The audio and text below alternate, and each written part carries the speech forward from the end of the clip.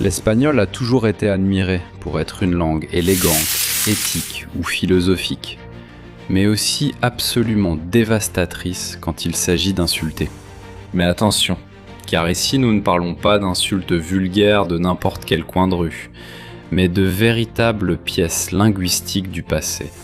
Des mots qui apparaissent dans des textes anciens, des dictionnaires historiques, des œuvres littéraires et des études sur l'injure au Moyen-Âge et au siècle d'or. Pendant des siècles, insulter ne consistait pas simplement à dire un gros mot. Dans de nombreux cas, cela revenait à toucher à l'honneur, à la réputation, à la morale ou même à la position sociale d'une personne. Nous allons maintenant vous présenter 10 insultes créatives de l'espagnol ancien, dont certaines survivent encore aujourd'hui, tandis que d'autres semblent être restées enfermées dans la malle au souvenir.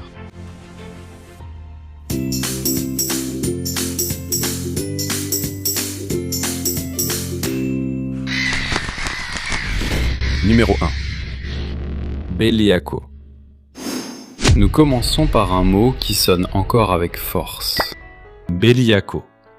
En espagnol ancien, beliaco pouvait désigner une personne vile, rusée, trompeuse ou de mauvaise nature. Ce n'était pas une insulte ordinaire. Celui qui le recevait passait pour être capable de tromper, de trahir ou de commettre un acte bien plus grave que ce qui était acceptable. Dans les œuvres du siècle d'or, des mots comme celui-ci servaient à désigner le personnage qui agissait en dehors des règles de l'honneur. Numéro 2.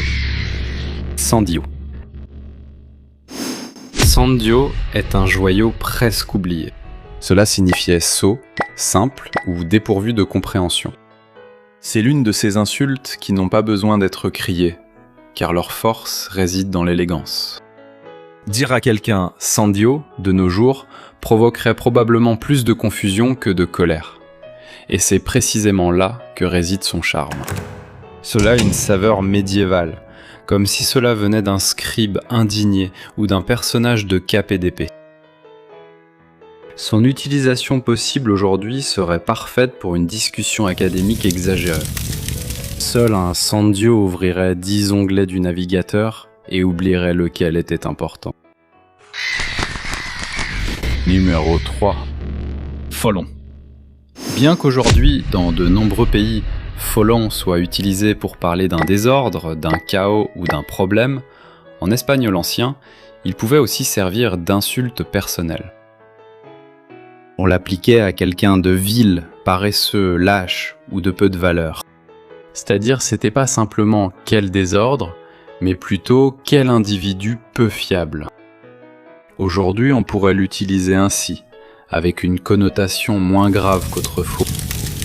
Ce courriel de 20 paragraphes est un vrai folon administratif. Numéro 4. Mantecato. Mantecato est l'une des insultes les plus savoureuses de l'espagnol. Cela vient de l'idée d'avoir l'esprit entravé, limité ou peu éveillé. En termes simples, c'était une manière élégante d'appeler quelqu'un idiot, mais avec plus de force littéraire. L'avantage de mantecato est que cela ne sonne pas vulgaire, mais presque cervantin. De nos jours, on pourrait l'utiliser sur un ton moins agressif. J'ai été idiot, j'ai enregistré le fichier dans le mauvais dossier et ensuite j'ai accusé l'ordinateur. Numéro 5. Safio est un mot qui existe encore, mais il n'est pas utilisé autant qu'il le mérite. Il désigne une personne grossière, rude, ordinaire ou dépourvue de délicatesse. Dans les temps anciens, les insultes de ce genre ne visaient pas seulement le comportement, mais aussi l'éducation, les manières et la position sociale d'une personne.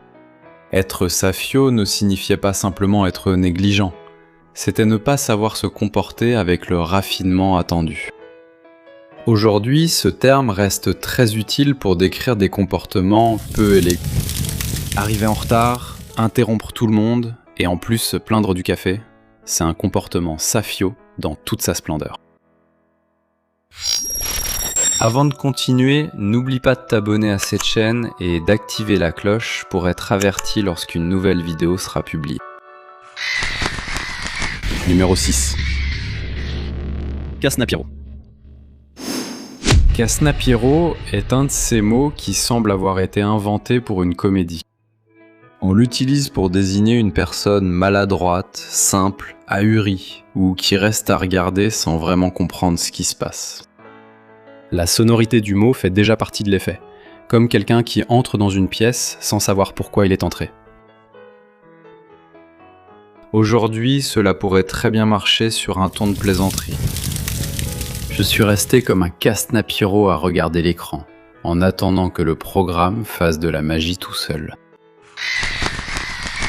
Numéro 7. Malsain est un mot ancien pour désigner le délateur, le mouchard, celui qui provoque des discordes avec ses paroles, ou comme on dit en Colombie, le sapo. Dans les sociétés où l'honneur et la réputation étaient essentiels, ce type de personnage était particulièrement infâme. Le malsin n'attaquait pas toujours de front, parfois il insultait ou semait le doute. C'est pourquoi cette insulte avait une profondeur sociale intéressante. Il n'accusait pas de maladresse, mais de malveillance verbale. Dans l'usage moderne, on pourrait dire « ne sois pas malci, cette rumeur n'a pas encore de source vérifiée ». Numéro 8. Pecora. Pecora vient du latin pecora, lié au bétail, mais en espagnol, il a fini par être utilisé dans des expressions comme mala pecora, pour désigner une personne rusée, nuisible ou mal intentionnée. Dans les textes anciens et les usages traditionnels, traiter quelqu'un de mala pecora revenait à le décrire comme une personne peu fiable, calculatrice ou malveillante. Numéro 9. Vilain. Regardons maintenant un exemple qui représente le contraire. Avant, il n'avait pas de sens négatif, et maintenant, il a acquis une connotation méprisable. Aujourd'hui, nous associons le mot vilain au méchant d'un film, à quelqu'un de pervers et de tordu. Mais son histoire est bien plus complexe. À l'origine, il était lié à l'habitant du village ou à un paysan, et avec le temps, il a pris le sens de personne malveillante, indigne ou de basse condition morale. Beaucoup de mots, qui désignaient d'abord l'origine ou la position, ont fini par devenir des insultes. De nos jours, le mot vilain fonctionne très bien, car il fait déjà partie du langage du cinéma et de la culture populaire. Le véritable vilain de cette histoire était le père de la protagoniste. Numéro 10. Canaille. Nous terminons avec un mot qui, aujourd'hui, peut sembler presque sympathique, comme si nous parlions d'un fidou espiègle, ou de quelqu'un qui a fait une petite tricherie sans trop de gravité. Mais dans l'espagnol ancien, malandrin avait une connotation bien plus sombre. Ce n'était pas simplement l'ami farceur, ni le malin de l'histoire. Son origine est liée à l'italien malandrino, qui signifiait brigand, c'est-à-dire quelqu'un associé au vol, aux routes dangereuses, à la violence et à la mauvaise réputation. C'est pourquoi traiter quelqu'un de malandrin autrefois pouvait être une accusation bien plus grave qu'aujourd'hui. C'était l'associer directement au monde de la délinquance. Ce n'était pas une insulte légère, c'était une façon de dire que cette personne n'était pas seulement agaçante, mais dangereuse, indigne de confiance et socialement méprisable. Numéro 11. Les insultes anciennes n'étaient pas de simples mots lancés au hasard. C'étaient de petites armes sociales, lancées pour détruire la réputation et l'image d'une personne, à une époque où la parole valait plus que la dignité. Certains attaquaient l'intelligence, d'autres la conduite, d'autres l'éducation, et d'autres la réputation. Aujourd'hui, heureusement, nous pouvons regarder ces mots avec curiosité linguistique et littéraire, sans avoir besoin de les transformer en agressions réelles. Et toi, lequel de ces anciens insultes t'a paru le plus créatif ? En utiliserais-tu un dans une conversation actuelle ? Laisse-nous ton avis dans la section des commentaires. Et c'est tout pour aujourd'hui.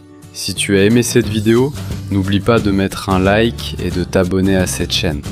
Je t'invite aussi à activer la cloche pour être informé quand une nouvelle vidéo sortira. À très bientôt.